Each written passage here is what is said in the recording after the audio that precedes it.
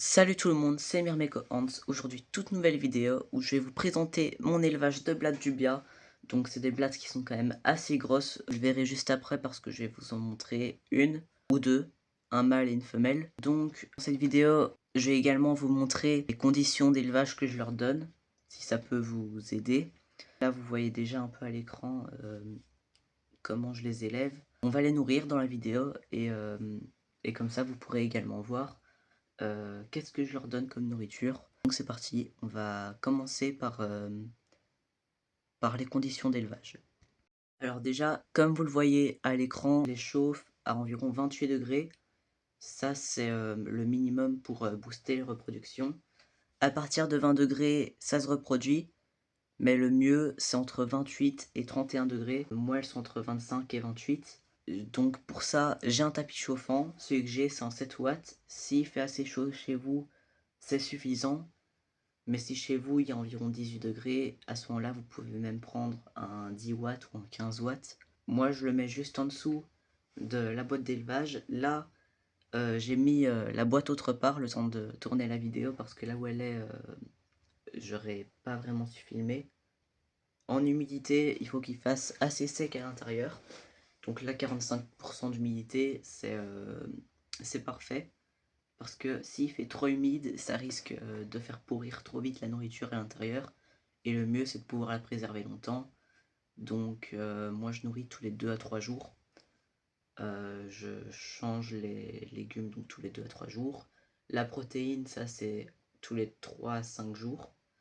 Et je mets aussi de la gelée sucrée que je remplace dès qu'elle est vide. Ça conserve assez bien. Je vous montrerai juste après de toute façon la nourriture. Il y en a qui mettent des œufs sèches aussi. Moi j'en mets pas. Mais si un jour j'en achète, j'en mettrai sûrement un peu. Mais c'est vraiment que du boost, ça sert pas à grand chose d'en mettre. Pour les cachettes, ça, des boîtes d'œufs c'est suffisant. Donc comme vous voyez, c'est très simple à mettre. Vous avez juste à en superposer. Et moi ce que je fais c'est que sur la partie du dessus je fais un trou pour qu'elle puisse circuler plus facilement à l'intérieur. Je vais ouvrir la boîte et je vais vous montrer ça tout de suite. Voilà, donc la boîte d'élevage est ouverte parce qu'en temps normal elle est fermée et les aérations qui sont sur le côté sont largement suffisantes. Donc ici, dans les boîtes d'œufs, je mets des trous sur les côtés et comme ça, les juvéniles peuvent circuler dedans. Pas les adultes parce qu'en fait les trous ils sont un peu trop petits et donc les adultes ils passent sur le côté. Vous voyez ici, il y a 2 espaces qu'ils ont fait eux-mêmes. Ça s'adapte assez facilement à vos conditions. Il faut quand même être dans le strict minimum, c'est-à-dire la nourriture. Il faut au moins avoir une base de plantes, une base protéinée et éventuellement une base qui est plus dédiée à l'hydratation et au sucre. Donc moi, pour ça, je mets la gelée sucrée. Je vous montrerai ça après en détail. La température, le temps que j'ouvre la boîte, elle est un peu redescendue. On est à 27,8, mais là ça commence déjà à remonter un peu. Et après, je remettrai sur le tapis chauffant et je vous montrerai comment ça fonctionne. J'ai un thermostat qui est avec, mais j'ai pas besoin de l'utiliser, je mets toujours au maximum. Je désactive pas le tapis chauffant la nuit, il y en a qui le font, même moi, ça me sert à rien parce que 28 c'est bien, mais c'est vraiment le minimum pour les booster. Donc faut pas que je diminue la température.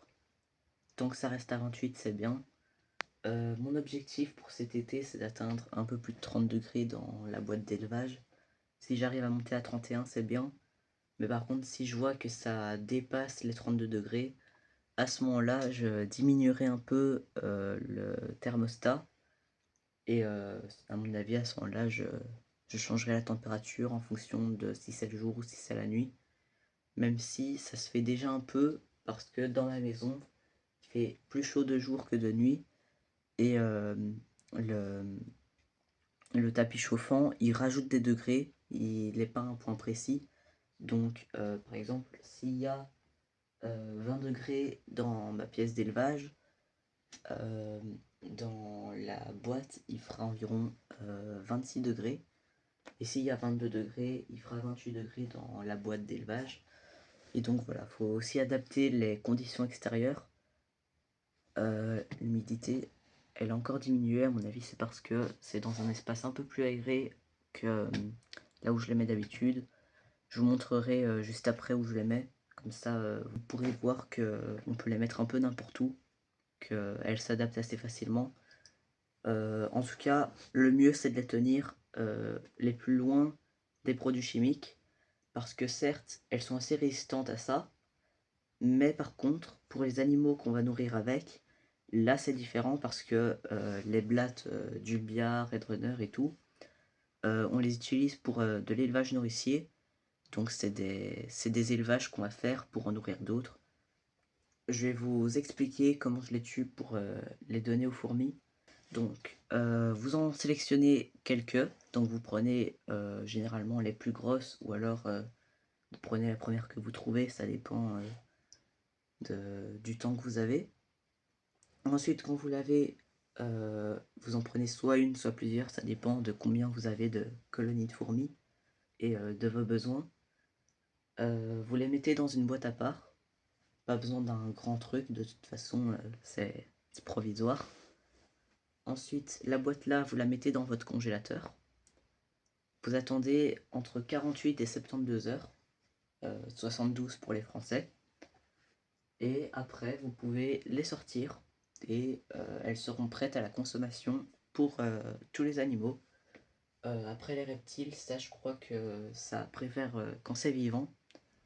Mais fourmis, il faut donner mort, à part pour les fourmis chasseuses. Mais tout ce qui est Messor, Lasius, etc., c'est toujours mort. Même quand la colonie est bien développée, c'est toujours mieux de donner du mort.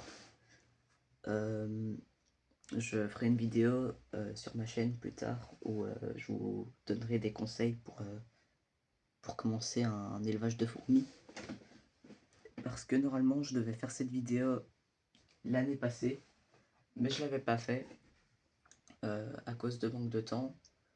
Donc j'essaierai de la faire cette année. Et comme ça, vous pourrez commencer votre élevage de fourmis avec les bases nécessaires. Et si vous avez besoin d'aide, au pire, vous pouvez aller sur des serveurs Discord ou demander à d'autres personnes, ou alors me demander en commentaire. Et comme ça, je vous ajouterai sur un serveur qui est dédié à l'élevage de fourmis. Et vous pourrez poser toutes vos questions dessus. Donc voilà, maintenant on va les nourrir. Et après, je vous montrerai à quoi ressemble une blatte du BA. J'ai aussi des juvéniles. Les juvéniles, ils se ressemblent tous, qu'ils soient mâles ou femelles, parce que les mâles développent leurs ailes uniquement quand ils sont à maturité. Donc forcément, quand ils sont juvéniles, ils n'ont pas d'ailes et ils ressemblent énormément aux femelles. Et j'essaierai d'en trouver un pour vous le montrer. D'habitude, il y en a plein qui sont à l'extérieur. Mais là, comme j'ai mis une lampe au-dessus, et que c'est principalement nocturne, ils sont partis se cacher, mais après j'essaierai d'en trouver une, au pire je soulèverai une boîte d'œufs pour vous montrer directement à l'intérieur. Et donc voilà, on va les nourrir, je vous emmène avec moi pour vous montrer directement qu'est-ce qu'on peut leur donner, etc. Ah d'ailleurs, il reste plus beaucoup de gelée sucrée, donc on va en remettre. Et en nourriture, il reste plus rien, donc on va tout remettre aussi. J'ai fait exprès de faire en sorte qu'il y ait presque plus rien pour que dans la vidéo, on ait beaucoup de choses à faire. Et c'est réussi. J'éteins la lampe qui est juste au-dessus, comme ça. Peut-être qu'entre-temps, il y en a qui vont sortir et en revenant, je pourrais vous les montrer. Ah, bah voilà, ça commence déjà. On voit presque rien. On voit pas beaucoup, donc je vais vous mettre une image à l'écran où on voit un peu mieux. et je vous les montrerai plus en détail après. Voilà. Ça c'est une femelle. Et vous voyez c'est assez gros. Elle est partie se cacher parce que il y a un peu trop de lumière pour elle vu qu'elle est nocturne. Surtout que la lumière était soudaine. Elle est un peu stressée. En même temps, il y a beaucoup de lumière qui arrivait d'un coup. Elle est partie se réfugier. Et après, en revenant, on pourra regarder en détail. J'ai l'impression qu'on a une ici en dessous. Mais je suis pas sûr. On va le mettre sur le côté. Ouais, il y en a une. Je vous montrerai après en détail. Généralement, je regarde dans le reste. Mais là, il n'y a rien que je pourrais leur donner. Donc, ici, on pourrait leur donner ça. Ou alors, je vais regarder ce qu'il y a dans le frigo. Dans le frigo, il n'y a rien d'intéressant à leur donner. Donc, on va leur donner ceci. Mais juste un petit morceau parce que elles le mangeront pas entièrement. Source de protéines, c'est tout simplement des croquettes. Pour chien ou pour chat, ça n'a pas d'importance. Le principal, c'est que c'est protéiné. Donc ici, c'est des grosses. Et j'en ai des plus petites, je sais pas où. Mais les grosses, c'est bien aussi. Donc on va leur donner ça. Le troisième aliment, il est un peu moins commun. Normalement, j'en ai ici au-dessus. Je vais décaler un peu ce qui est sur le côté ici.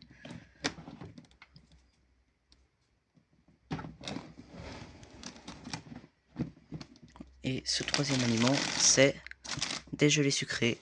Alors, est-ce qu'il s'est passé des choses intéressantes? Non. Il n'y en a pas qui sont sortis. Et il n'y a plus que 26 degrés, donc on va se dépêcher. J'ai sorti la gelée sucrée. On va retirer l'ancienne et vous voyez, j'essaye de varier les goûts. Là, c'est une bleue et là, c'est une jaune. On va retirer l'ancienne. Ici, il n'y a quasi plus rien. On peut laisser. Donc pour ça, rien de compliqué.